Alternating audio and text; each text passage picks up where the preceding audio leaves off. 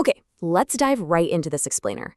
Today, we're going to explore how two vastly different, absolute classic tales tackle the incredibly complex and honestly beautiful theme of selflessness.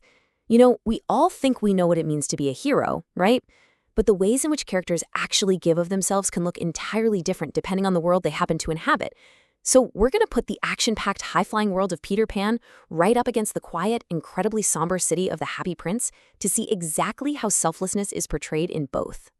So ask yourself for a second, what does it truly mean to be selfless? I mean, does it mean bravely fighting off bloodthirsty pirates to protect your closest friends?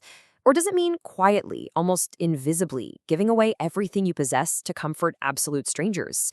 As we'll see, both of these stories present really profound answers to this question, showing us that giving has quite a few different faces. Here is our roadmap for today. Number 1, Introduction to Selflessness. Number 2, Peter Pan and Heroic Bravery. 3, The Happy Prince and Tragic Sacrifice. 4, Comparing Their Motivations. 5, The Ultimate Cost. And we'll wrap up with 6 Lessons on Giving. All right, Section 1, Introduction to Selflessness, Defining the Hero's Action. Fundamentally, selflessness is the act of sacrificing your own desires, wealth, safety, or maybe even your life for the benefit, happiness, or the survival of others. And in both of the stories we're looking at today, selflessness isn't just some nice background character trait. It is literally the fundamental engine that drives everything forward. Because without this intense willingness to sacrifice, neither Peter Pan's ragtag crew nor the Happy Prince's freezing city would find any sort of salvation. Moving on to Section 2. Peter Pan, Heroic Bravery and Action-Packed Loyalty. Right out of the gate in Neverland, the action is non-stop. When Captain Hook fires those cannons at them, Peter instantly tells Tinker Bell to take the kids to safety while he stays back to deal with Hook head-on. Later on, when the Lost Boys mistakenly wound Wendy, what do? They immediately drop everything and build her a beautiful home, right there beneath the trees, just to keep her safe. They also boldly rush into battle against the pirates to rescue the Indian chief's daughter. In J.M. Barrie's wild, adventurous world, selflessness is driven by fierce, active loyalty. Everyone is pitching in, literally fighting for each other. This flavor of active selflessness is perfectly captured when Wendy, her brothers, and the Lost Boys are captured by Hook. They are tied to poles, they are threatened with fire. It's a terrifying moment. But Wendy stands incredibly firm as their elder. She tells them to face death courageously, saying, "Don't be afraid, kindness always wins." Always. She is totally sacrificing her own comfort and burying her own fear in that horrifying moment just to give strength to her friends. And we absolutely have to talk about Tinker Bell because she experiences a massive, game-changing shift. Remember, earlier in the story, she intentionally stranded Wendy out of pure bitter spite. But when she sees the real stakes, she repents. She risks absolutely everything to help Peter get to the pirates' headquarters at Happy Rock to save the day. It just goes to show that loyalty can conquer our deepest personal flaws. And honestly, that requires a very specific, difficult kind of sacrifice. Sacrificing your own ego. Let's shift gears to Section 3, Happy Prince, Tragic Sacrifice, and the Silent Surrender. So over in the city, the prince systematically strips away his own wealth to alleviate the suffering he witnesses below him. He starts out as this magnificent gleaming statue, covered entirely in gold, clutching a ruby sword and seeing through bright emerald eyes.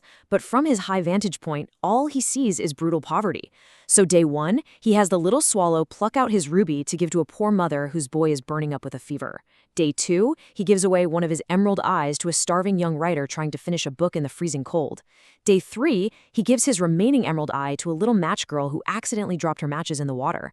And finally, day 4 and beyond, he begs the swallow to peel off every single piece of his gold leaf for the hungry children shivering under the city bridges.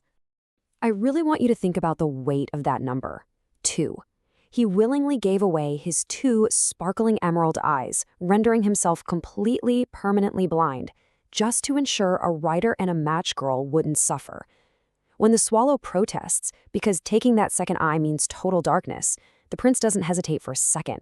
His own physical sight is just fundamentally less important to him than providing relief to someone else. His motivation is rooted in this unbelievably profound empathy. He actually begs the swallow, saying, "It hurts me more to see the hungry and helpless people around me, so please do as I say."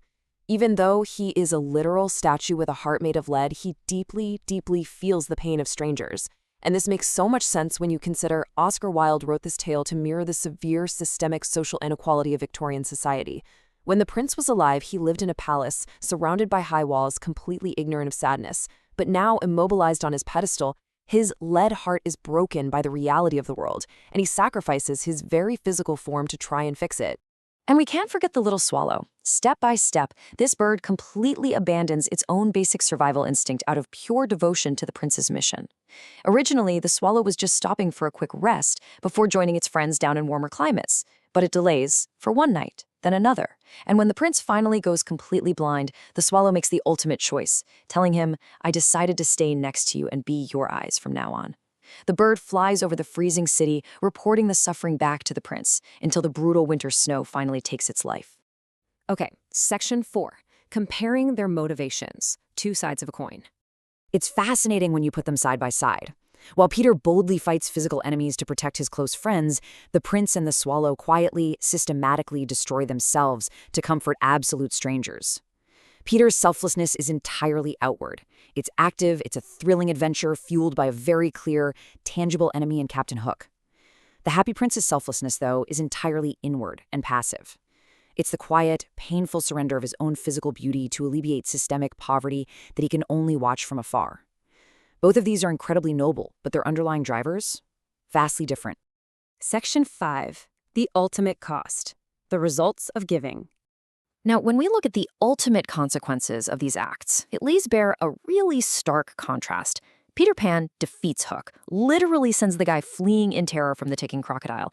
And what happens? He wins the pirate ship. Tinkerbell uses fairy dust to make the whole thing fly, and they send Wendy, John, and Michael safely back to the Darling family in London. It is a completely triumphant victory. But in our other tale, the swallow gives away the prince's gold and freezes to death. The Happy Prince surrenders all his precious gems, is left totally blind, and when the swallow dies, the prince's lead heart literally cracks into pieces. It's a permanent, crushing, tragic loss. Which brings us to our final section, Section 6, Lessons on Giving, What We Take Away. When the townspeople gather around the ruined, gray statue and the lifeless bird the next morning, the young writer realizes the absolute truth of what happened. He says, "He and this little swallow sacrificed themselves for our happiness. The two most beautiful hearts in this town were their hearts." It just shows us that ultimate sacrifice doesn't always look like a heroic, swashbuckling battle. Sometimes it literally looks like a stripped, ugly statue and a frozen bird. Their physical beauty is entirely gone, but their moral beauty, it's undeniable. And this creates a really beautiful spectrum of giving for us to think about. Whether you are defeating a pirate or giving away your very last piece of gold, true selflessness elevates the soul. It can be bold, active, and victorious like Peter Pan, or it can be quiet, persistent, and entirely unrewarded in life like the Happy Prince. But the core truth remains exactly the same across both of these classic tales. Real kindness focuses entirely on the relief of others. Sacrifice is the ultimate measure of a beautiful heart. Ultimately, true selflessness transforms us, whether that's through the magical, triumphant flight of a pirate ship or the tragic, quiet breaking of a lead heart. Regardless of the terrifying cost, giving ourselves to others is exactly what makes these extraordinary stories resonate across generations. They both show us that to lift someone else up, we have to be willing to give a little piece of ourselves away. I'll leave you with this final thought, to reflect on your own capacity for kindness in the real world. When you are faced with the suffering of others, are you more likely to boldly draw your sword like Peter, or quietly give away your treasure like the prince? Honestly, the world needs a bit of both. Thank you so much for joining me for this explainer, and keep looking for ways to share your own treasure, whatever that may be. Catch you next time!